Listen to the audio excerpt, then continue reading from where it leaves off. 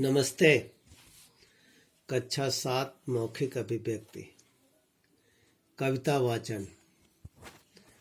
विद्यालयों में समय समय पर कविता वाचन होते रहते हैं।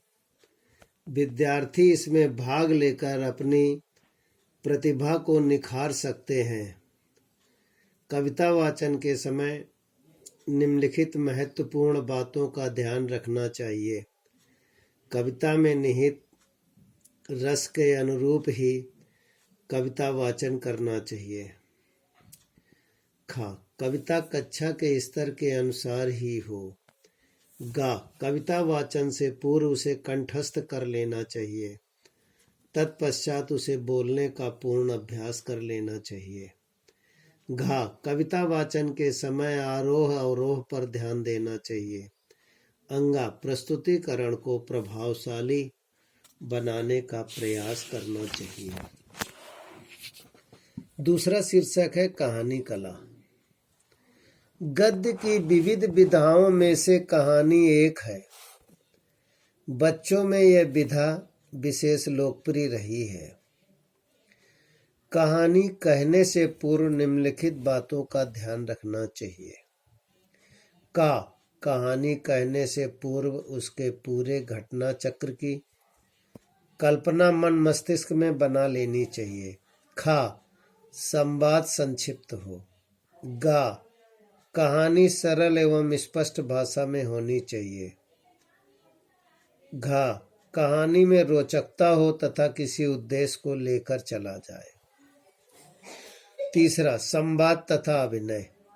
एकांकी नाटक आदि में संवादों का स्थान महत्वपूर्ण है।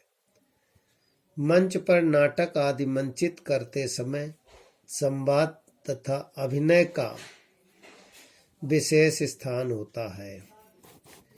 अभिनय की अभिव्यक्ति के समय निम्नलिखित बातों का ध्यान रखना चाहिए। क, संवाद संक्षिप्त तथा पात्रानुकूल होना चाहिए। ख, उच्चारण स्पष्ट तथा शुद्ध होना चाहिए। ग, रस वीर हास आदि के अनुरूप ही हाव भाव प्रदर्शित होने चाहिए। घ, अभिनेता या अभिनेत्री को पात्र को अपने भीतर महसूस करते हुए अभिनय करना चाहिए। 4, भाषण। किसी भी विषय पर अपने विचारों को प्रस्तुत करना भाषण है। विद्यालयों में समय समय पर विद्यार्थियों के बीच भाषण प्रतियोगिताएं करवाई जानी चाहिए। इससे विद्यार्थियों का विषय ज्ञान तथा आत्मविश्वास बढ़ता है। भाषण के समय विद्यार्थियों को निम्नलिखित बातों का ध्यान रखना चाहिए। क, भाषण देने से पूर्व उसका अभ्यास करना चाहिए। ख, उच्चारण स्पष्ट होना चाहिए तथा भाषण में सूक्तियों मुहावरों तथा प्रासंगिक उदाहरणों का प्रयोग करना चाहिए। ग, भाषण द्वारा श्रोता पर प्रभाव छोड़ा जाना चाहिए।